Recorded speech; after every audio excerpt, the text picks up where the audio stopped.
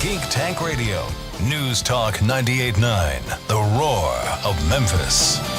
Welcome, everyone. We are the Geek Patrol, and our microphones don't have a stun setting. This episode of Geek Tank Radio is brought to you by Gumbotron TV, the only network dedicated to discussing chicken gumbo 24 hours a day. Stay up on all of the latest news and developments in the world of gumbo on Gumbotron TV. Well, we just made Allan's year. Oh, gosh. I don't know, man. It sounds riveting to me, sir. Well, there are a lot of different kinds of okra, and it all makes a difference. Okay. Anyway, well, it wasn't one of my best. But anyway, welcome to Geek Tank Radio, everybody. I'm Joe Thorderson here with my friend Allan Gilbreth and our buddy Max behind the glass. Brandon is not here. He's apparently doing what he loves, cabin in the woods. I might add. It's not I just all that pictured warm Brandon taking a nice, slow, lovely walk in a sunlit afternoon wearing his hockey mask. Yeah, I don't get this at all. If everybody, any of you that listen to Geek Tank Radio, Brandon is a hardcore horror fan. Yes. How do you possibly relax in a cabin in the woods? There's something wrong with Brandon. Well, it depends on which part of the script you're in, Joe. and he talks his wife into going as well. So I don't know. They're a unique couple. That's a phrase that's so true. Yeah. Okay. Well, hey, speaking of unique, Allan, I guess without Brandon here, you and I, we like to lean heavy into science, and I think Max, I think you're going to be interested in this science story as well. And the only notes Allan allowed me to talk about, it says, "Don't call it a comeback." Mm-hmm. Okay, well, that's a provocative title, I guess. So later in the show, you want to weigh in on Cowboy Bebop. Yes, it's the live action of the really popular anime. Yeah, John Cho's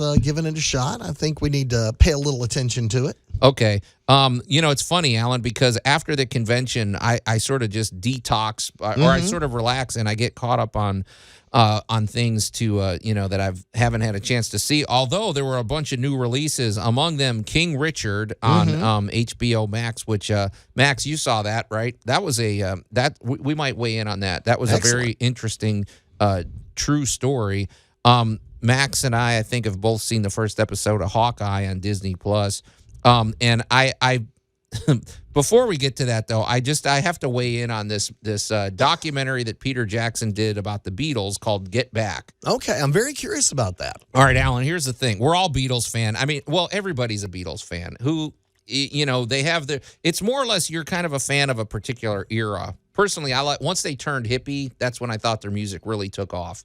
When they started with the had a little magical heartbreak mystery under their stores. belts, had some stories to tell. Yeah, okay. Well, so you see the basically what Peter Jackson did. Apparently, on their last album, or I guess it was their last album that they did, they just they were going to be simultaneously making a documentary. They were preparing for a live show, and then they were going to have like a TV special. So they rolled the cameras for 3 weeks of them. Basically, the goal was to write 14 songs, plan a live show, and produce a documentary. No pressure. No. With a bunch of hippies. At this point, they're all, John Lennon looks 70s. like he's a little out of it. Yeah. It's the 70s. Well, it's 1969. And so, anyway, when you see the footage, it's basically Peter Jackson took this footage and he must have digitized it somehow right now, because you swear you're in the room with them. I mean, it looks real. It looks great. The part I've seen, it looks amazing. So that's why I was curious about the whole documentary. Well, and it's so you're watching it. My problem with it, though, is basically it's really long. It's like 8.5 hours. I didn't realize it was that massive. I've seen the first 2 episodes. It's broken into 3 parts, and so part of it I love, but to be honest, Allan, most of it, it's a trudge getting through it, because more or less it's them working out. For one thing, I'm not a musician. I don't know how you even write a song. Writing a song sounds very daunting to me. And especially you're trying to communicate among 4 people with ideas and all this. So you're seeing a lot of like, B minor there, blah, blah, blah, blah, blah, blah, throw the chord over there. It's a lot of inside So if you're a musician, jargon, this is riveting. A musician and is going to be riveted. But after like 4 hours, I'm like, oh my gosh, just get to the, you're going to want to watch it for sure. I just don't know what the rewatch capability is. You're probably, what I think is going to happen is people will start fast forwarding to their favorite part. Because I was interested in seeing how they wrote Let It Be. And it is interesting to see them in real time working out the lyrics to stuff. Because, like, the lyrics for Let It Be were not the same as they were coming up with the tune. And sometimes they'll go something like, when I find myself in times of trouble, then they'll go da da da da da while they're working out what it's going to be. They might hum it. From the creative standpoint, it's fascinating. I wish there was more of a narrative in it, because it's a workout. You better get your awesome. Well, I'm glad Peter Jackson, gave us the footage that we hadn't seen before then. Yeah, he had to pare it down. I guess there was like 60 hours of footage. And it is interesting. There was a little drama. One of the reasons Peter Jackson did it, I guess, because in the original documentary, the filmmaker, I guess, highlighted, there's probably 10% where it's really negative, like they're fighting, right, or they're butting heads, but the majority of it looks like they were actually enjoying themselves. And he wanted to show a more realistic picture of what it was, because they made it look like this is when the Beatles collapsed and they're all at each other's throats, which wasn't necessarily the case. So watch Get Back at your discretion, but you're definitely going to want to check it out. So, all right, one thing we're definitely going to want to check out is Allan's next science story. You're listening to Geek Tank Radio here on News Talk 98.9 The Max. We'll be right back. Let's try that again. News Talk 98.9 The Roar of Memphis. Edit that out, Max.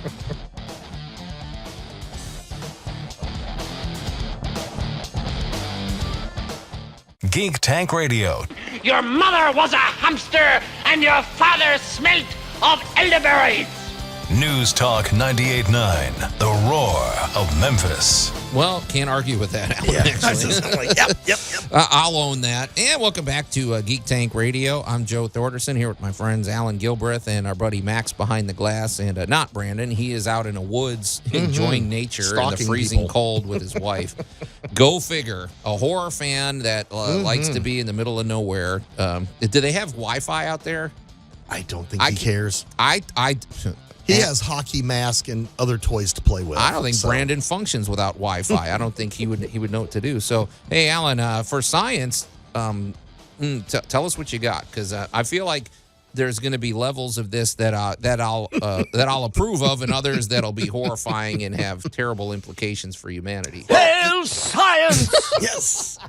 So, all right. Well, you and I have talked about CRISPR, genetics, and all that stuff many, many times on the show. CRISPR is that thing where they can gene editing software. Basically, you can edit your own dog, edit your own whatever. Wow. Well, there are a couple of companies in Asia that do that now. Yeah. So if one of the, for instances, is one of the legendary bomb sniffing dogs has been cloned several times. So we're trying to keep his abilities and keep the dog going. Right. So, all right, we're going to start there. That's how they always start, Allan. They start with the good things that nobody could possibly disapprove of, and then they get you in the back door with the monster movie. All right. Well, dude, I'm going to bring the back door to you. Okay. I'm not even going to let you infer it. I'm going to deliver. Okay. You ready? So, all right, a little earlier today, we were talking about saving heirloom varieties of trees and vegetables and plants and that kind of stuff. On Tool Talk Radio. Yeah, we were talking about that a little earlier today, so we're having a little fun. And one of my big happy newses is the Judean date palm has been brought back from extinction. Seeds were found that were 2,000 years old. They actually managed to grow them.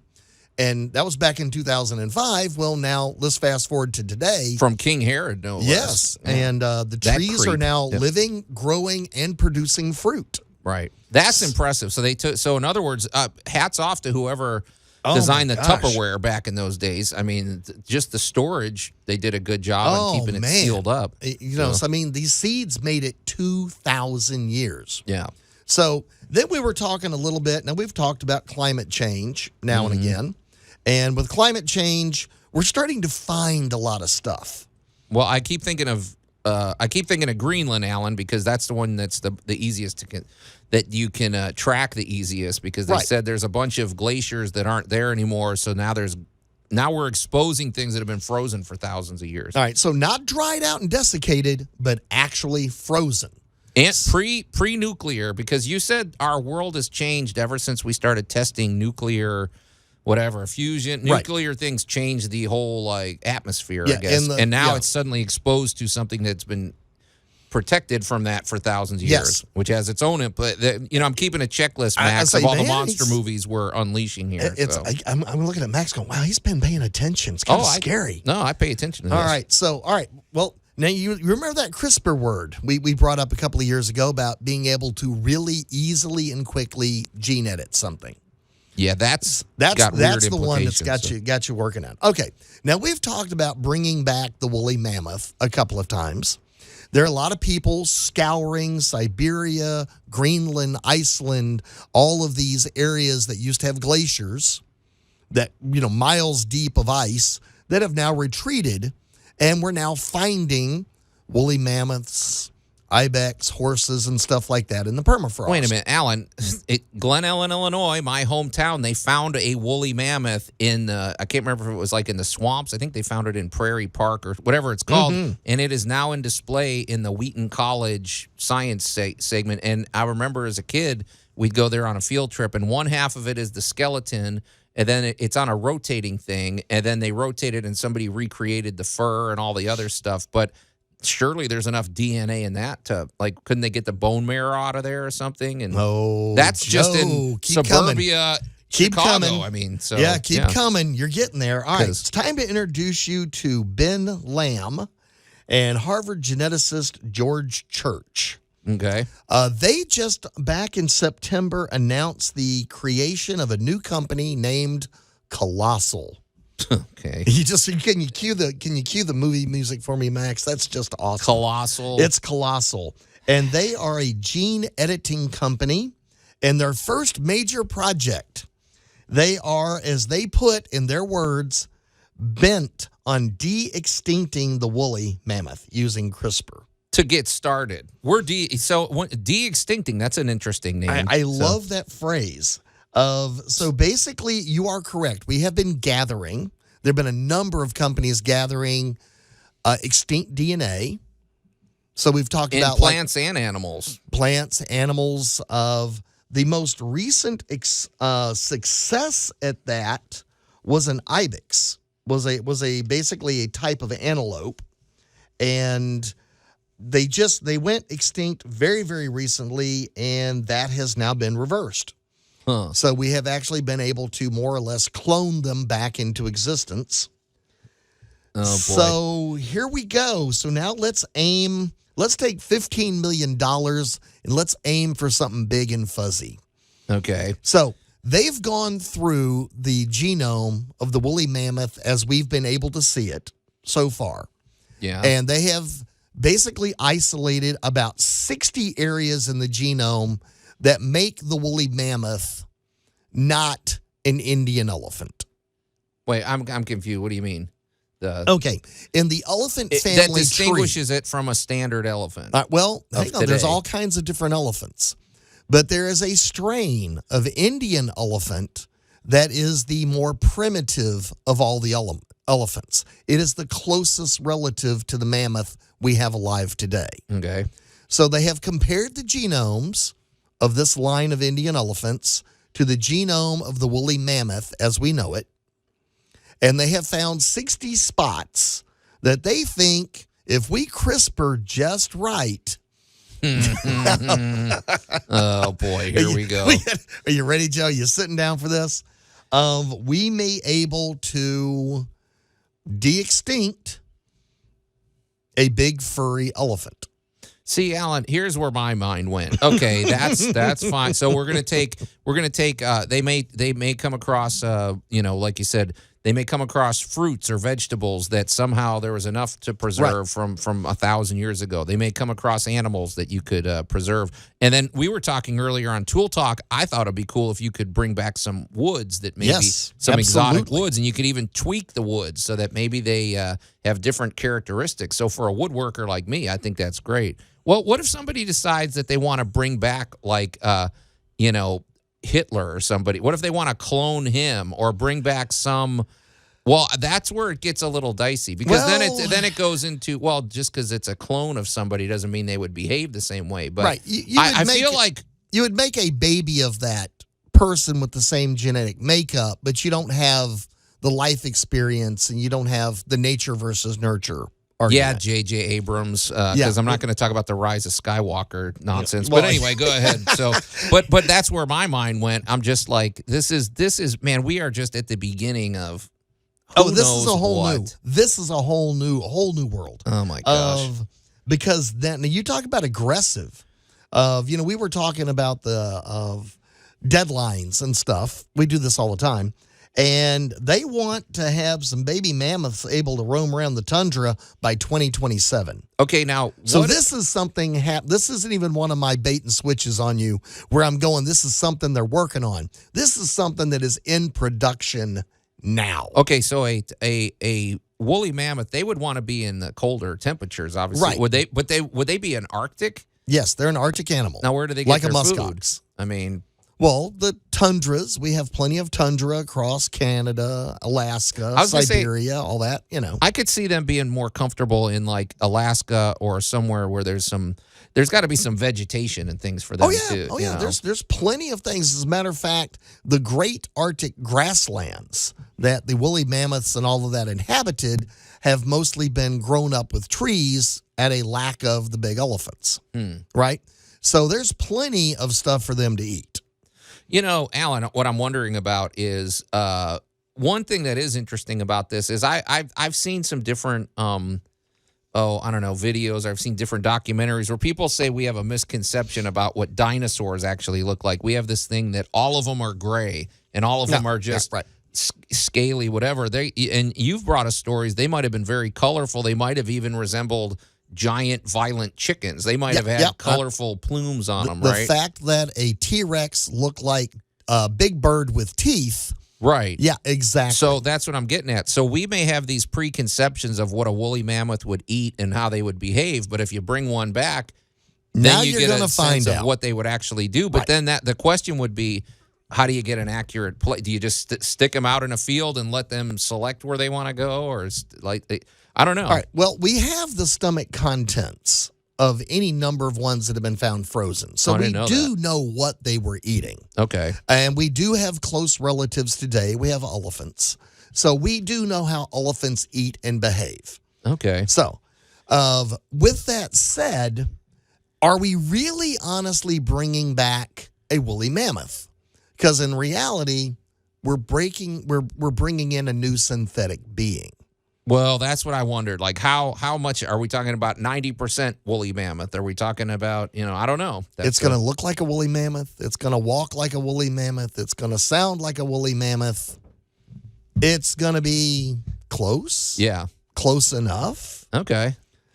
So welcome to a company, and I've been predicting this. I said somebody is going to finance this and make this happen. Yeah, absolutely. And this is just the beginning too. We are in for a strange new world. Max, you're stay tuned, buddy. You're in for a weird future. Oh, or what you going to inherit? You're listening to Geek Tank Radio here on News Talk 98.9 The Roar of Memphis. We're going to take a quick break and wrap up our science discussion, and then jump into some must viewing.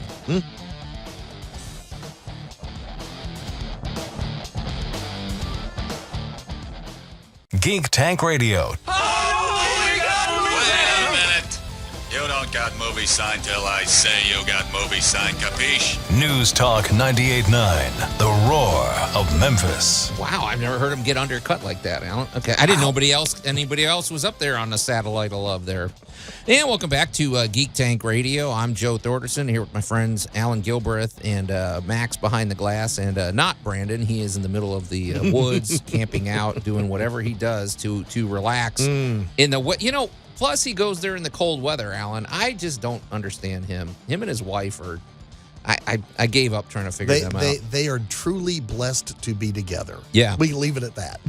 They're cut from the same cloth. So yeah, hey, Alan, I forgot. I was a little remiss. I forgot to remind people. We really encourage you to go over to the Geek Tank Radio Facebook page. Give us a like. Share things with us over there. Check out our posts and check out all the action going on over there. And in fact, one thing that's one benefit you'll find when you go over to the Geek Tank Radio Facebook page or geektankradio.com is the fact that if you missed any of our shows, you can listen, right? That is correct. We have even upgraded our world to Spotify. Yeah.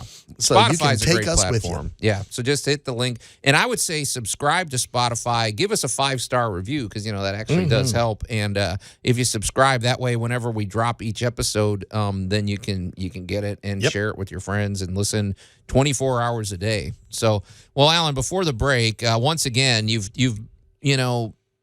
I remember we've been tracking this because I think 5 or 6 years ago when you started talking about how they're going to be bringing back species and plants and different animals and things like that. It was more theoretical, as I recall back then. Now they're actually doing it, and I'm convinced they've been doing it in secret. We just haven't heard all about it. Because didn't they clone that one sheep? That was Dolly was 20 years ago, right? So the cloning they've got down. Now it's a matter of tracking down enough usable DNA to bring back some of these plants and animals, and it looks like the woolly mammoth is the next. That one's kind of the figurehead. He's kind of it's the big fuzzy guy. But there's rhinos and horses and. What about the saber-toothed tiger? You might see. I'm going to look over at Max and go. He might see one at a zoo one day. I was going to say they call that clone sheep Dolly, but I just came up with a good name for the new woolly mammoth. Yeah. Woolly Nelson. Oh, okay. Yeah. Hey, it's good branding for him, right? So, absolutely. Would they clone Willie Nelson? I mean, the technology changes these days are staggering. I mean, when you get to 3D printing, and we've talked about this here but plenty of times, but we're talking about being able to. And we're going to say 3D printing, right? We can print of skin. We can 3D print a house. We can 3D print rocket parts. We can 3D. You just look at this one tiny little technology that just kind of bloomed in the last 10 years. And suddenly it's gone from making cute little plastic figurines to where the 3D printing technology can almost print a board. Well, living wood can almost print.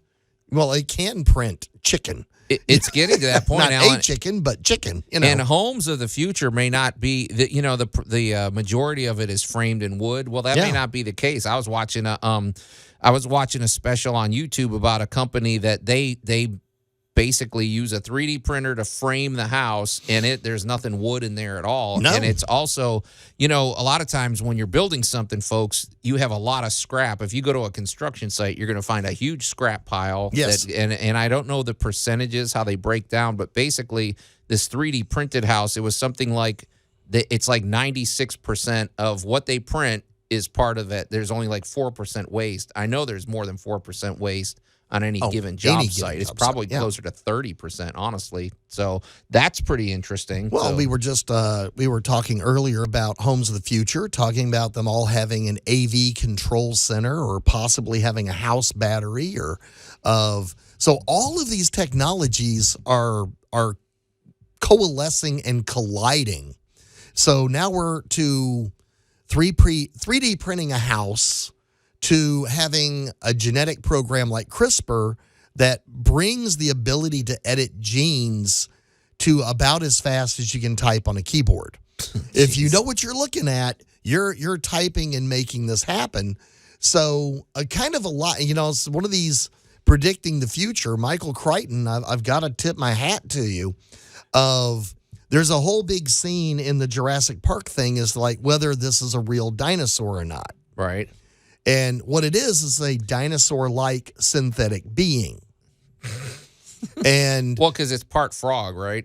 I mean, they originally, right. That's how they covered that. So talking about this bringing the woolly mammoth back, short of finding a living specimen, which is still, the last recorded on the extinction of them was less than 5,000 years ago. Okay. So is it remotely possible there's still a population somewhere in the world that, we haven't found?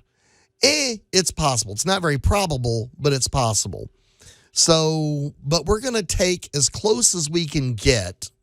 We're going to tinker with the genes a little bit, and we're going to go from an Indian elephant We're going to take him back in time and make him big, fuzzy, and ready to go run around the Siberian permafrost. Oh, boy. You know what I'm thinking, Al? You just made me think of this. We didn't discuss it before the show, but there's all these sciences and all of these technologies that are going to coalesce into something. Because what you just said was we're if we find an intact woolly mammoth, well, for all we know, there could be hundreds or thousands or millions of intact animals around the planet. Well, the thing is, we need a way to detect that. And I'm sitting there thinking of that new telescope that they're launching next month, the James Webb telescope. Yes. And it's not just a telescope. It senses infrared. It can penetrate the layers of a planet or their atmosphere to detect what's going on down there. Well, what if we get to a point where we could have the tools to basically point at a big hill over there, and it's like,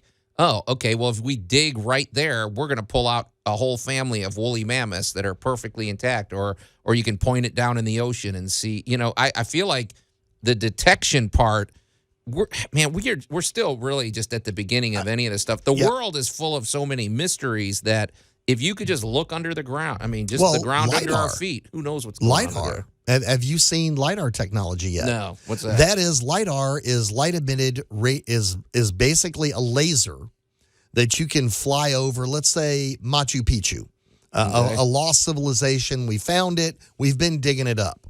Well, they've LiDAR'd the area. They've flown over with the LiDAR laser technology. And what you can do with LiDAR is strip back all the organic. Oh, boy. So now you you can see the dirt. And, Machu Picchu is about 3 times as big as we thought it was. Of course. Just think of what the mysteries that are going on just under the soil. Holy smokes. So they've LiDAR'd Stonehenge. What did they find under there? That we were way short on how big Stonehenge really was. So there was like a whole complex all around it. When you strip back the vegetation and the dirt, and you can see where the old roads were, where the water trenches were, so suddenly all of these technologies are just, again, I'm going to pick on Jurassic Park when they were using ground penetrating radar to find bones and they were showing it pop up on the screen. That was amazing then. That's actually primitive compared to what we're doing now. And wait till we have an app for that on our phone. Wait till we can go treasure hunting and stuff. That's okay. Man. You just brought that up. Okay, how about the new advances we have in metal detectors? And I was looking at the new version of Wallabot. And Wallabot has a device that apps to your phone, and it will basically sonically X-ray your wall. So you can actually see inside a wall. You can see the wires. You can see the pipes. You can see something running around in there. You could actually Superman your wall and see through walls. Okay, so Max, here's the thing. You're a young guy. This is what you need to do. Take all of your money that you make, invest it in shovels and digging technology and digging tools, because that's the future right now. Once we get all these detectors and we can start going, oh my gosh, my backyard is full of whatever, you can start. It's like in the California gold rush. The people that made the money were the ones selling the shovels. It's the future is now, Joe. It honestly is. Yeah, very interesting. It's just, man, we like I say, it's going to be coalescing soon, and it's going to be these things we weren't thinking about that are going to suddenly be the game changers. So, but you might have a pet dodo one day. Man, wait till we start seeing these things. The pet dodo running around by the woolly mammoth and growing up under a tree that was extinct 3,000 years ago. So, all right, Allan, enough science. We've pretty much we've either scared or inspired people out there. But you're listening to Geek Tank Radio here on News Talk 98.9, The Roar of Memphis. We're going to take a quick break and go through our little punch list of the shows you need to watch.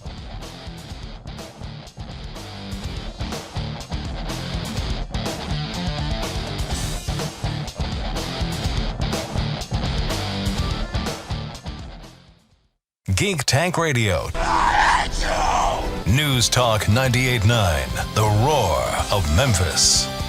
Alan, close the door. Get that guy out of here. And welcome back to Geek Tank Radio. I'm Joe Thorderson here with my friends Alan Gilbreth and our buddy Max behind the glass, and not Brandon. He's not here today. He's shirking his duties. He's off in the woods communing with nature or whatever the heck they do out in the woods.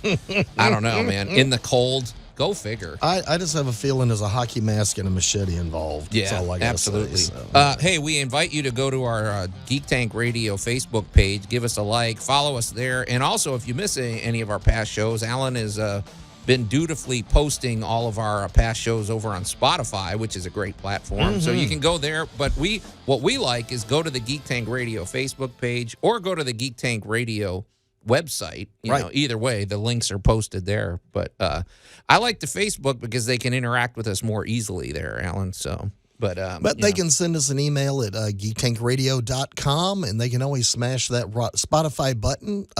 Sign up for Spotify. Give us a nice 5-star rating, and let us know that you're listening to the show. Absolutely. So, well, Alan, normally I don't watch this much TV, but usually the weeks after the convention, I kind of take it easy and give myself a break. So, and also a lot of new things drop. So we're it's interesting. There's 3 recommendations we've got here. 2 of them Max and I have watched, and then one of them only you've watched. So let me start real quick with one, because it's not even geeky, but I feel like I want to recommend it anyway. It's called King Richard. It's that movie with Will Smith, the true story of Venus and Serena Williams, the tennis star. You know, really, I guess arguably 2 of the greatest tennis players in the world, or 2 of the greatest athletes that ever lived. Yeah. So, and when you learn the backstory, it's really interesting. And what I liked about this, without giving spoilers, I will say this. I don't know how you felt, Max, but I thought, so Will Smith is playing the dad, right? I thought that they were going to basically portray him as just this, saint, basically, for what he did, but they show him with there's parts in this where you're actually, gosh, this guy's getting on my nerves, or gosh, back off, buddy, or whatever. So they showed him warts and all for what he was, but in the end, he was very heroic, what he did for his family. I'd say Will Smith did a really good job playing an absolutely uncomfortable character. Yeah, there were moments there you're like, oh, gosh. But I think, and Serena and Venus Williams were connected. They helped produce it. There was a lot of, it seems like they made a real effort to be very accurate. And it's cool. It's very inspirational at the end of the day. It's a good story for these this is a good story for today, I would say. Yeah, I mean, Dad was neither a monster like Joe Jackson, right, or and he wasn't by any means a saint. He was, he was a dad doing what he thought was best to the best of his ability. Yeah, absolutely. And what's cool too is in this, there's all sorts of gamesmanship that goes on in the professional sport world, and things like that you wouldn't even think about that can give you a competitive edge, like taking a strategic bathroom break. Believe it or not, there's all sorts of things that they actually dive into in the world of tennis that you're like, wow, there's all these subtleties, and it's just it was fascinating. I thought it was really interesting. So, okay, so that's on Disney Plus, and then on Disney Plus, it just when did this launch, Max? A day or 2 ago. You said it was HBO Max for King Richard, not Disney Plus. He's on Disney Plus. Then over on that's HBO Max. Over on Disney Plus, Hawkeye dropped the first 2 episodes, and I've seen the first episode. What about you, Max? You saw the? Yeah, I saw the first episode too. So what did you think? Because I actually kind of enjoyed it and everything. It's kind of an what I love. I told you about this, Joe, and it also sort of relates to my love of Star Wars Rebels as well. I love how you have like the sort of B-grade superhero matched up together with sort of like a legendary figure. Like you see that with like Ezra Bridger when he encounters Obi-Wan Kenobi in the deserts of Tatooine. And you kind of get this with Katie in this new Hawkeye series. It's like, Hawkeye, when you just look at him compared to like the other superheroes, it's like, he's just a guy with a bow and arrow. But then when you see him in comparison to just someone like an average Joe, or Josephine in this case, like Katie, he's just like, oh, he's fighting somebody with his jacket and everything. Yeah, he took on like 7 guys with no weapons or anything and pretty much laid them out. And so you got to remember, I give Hawkeye grief because I think it's silly. He's got a guy with a bow and arrow fighting monsters from outer space, but but this one was interesting, and they did I will give one spoiler. because it's how the show starts. Basically, we get to see the Battle of New York in 2012 from the average person's perspective. What would that have looked like if you were sitting in your apartment and all of a sudden the Chitauri are coming through the sky and all? Right. So that was interesting. And what stole the show for me, Max, was the Steve Rogers the musical. They made a Broadway musical out of what happened in 2012 in the Battle of New York. And Hawkeye's sitting there with his kids watching it, like trying not to cringe, and he's like, well, and then they throw Ant-Man in there. Yeah. He's like, he wasn't even there yet. He doesn't exist yet. Yeah. He's like, but anyway, but it was definitely fun. And I was thinking, Joe, that like the reason Ant-Man was there is maybe it's a subtle homage to the original like Marvel comics and everything, because I'm not sure, someone else who's more versed in it could confirm for me, but I thought Ant-Man was like part of like the original Avengers, and so by inserting Ant-Man in there, it's kind of a subtle dig at that. Maybe. Yeah, it was interesting. I'm guessing at some point the Steve Rogers the musical, because it's about a 4-minute sequence of them and the singing. It looks like a Broadway show. It's pretty corny though, but it's meant to be goofy and corny. It's definitely entertaining, and I don't know how many episodes they're doing. I guess probably 8 or 10.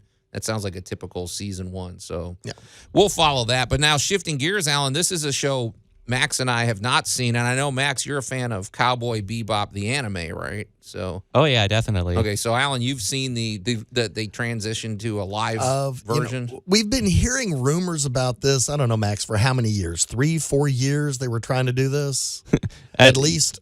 You got me there. I'm not quite sure. I'm not really big on like live action in anime. I feel like it's really hard to translate live anime into live action. Well, I'm going to confirm it for you. It is.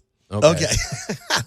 However, this one stars John Cho, and we know him from other. He was in other Shang-Chi. movies, He right? was the father, and he was great. He's a great actor. He's got the moves, and he's got the look.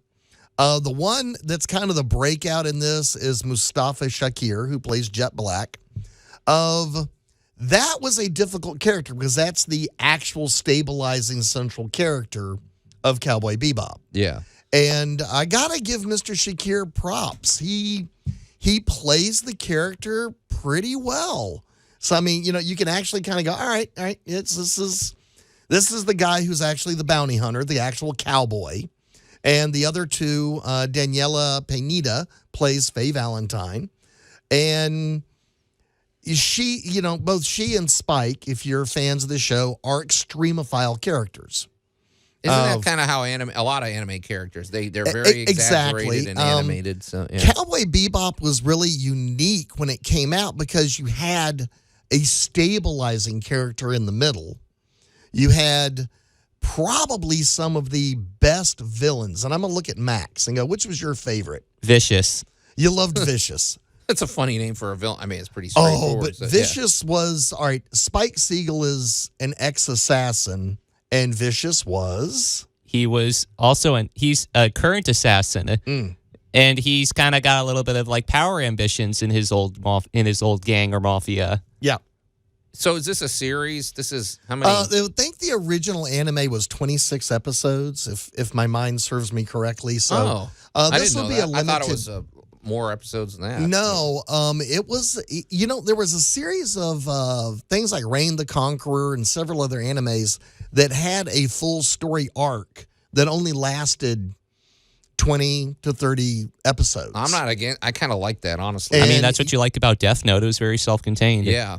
I like a beginning, middle, and an end. And the whole Cowboy Bebop. Now, that and the fact Cowboy Bebop also rolled in with some of the bangingest, jazziest music of any anime ever. And I believe it was also one of the first animes to like have the original cut be in English and not Japanese. Yes. Which I think is fascinating. Huh. I didn't know that. So for those of you that are not fans of this show, you have bounty hunters or cowboys, and these three complete misfits. And the fun thing about the show is they don't really get along. Oh, they really are kind of stuck with each other. A little Guardian of the Galaxy of chemistry was stolen by from Cowboy Bebop. Is that kind of mismatch, but we hate to admit it, we're good together. Right. kind of thing. And they never really bond the whole 26 episodes. So there's a little of that in the live action. I give John Cho mad props. He's got the moves. Well, he's definitely an action star because, I mean, like I said, in Shang-Chi, he looked to me like he was doing a lot of his own stunts. So, all right, are you going to get a world-class actual translation of anime to live action? No, you're not getting anywhere close to that. I do gotta admit though that if you did have to make Cowboy Bebop live action, the sort of Quentin Tarantino vibe that I kind of get from the live action, like from like the trailer that I saw, I could say that works pretty well. But I still kind of hold my opinion about live action translations. Well, it's not a bad effort. They had a little fun with it. So, and they didn't. You can tell they didn't take themselves too seriously. So, if you're a diehard Cowboy Bebop fan, you're going to have a lot to pick on.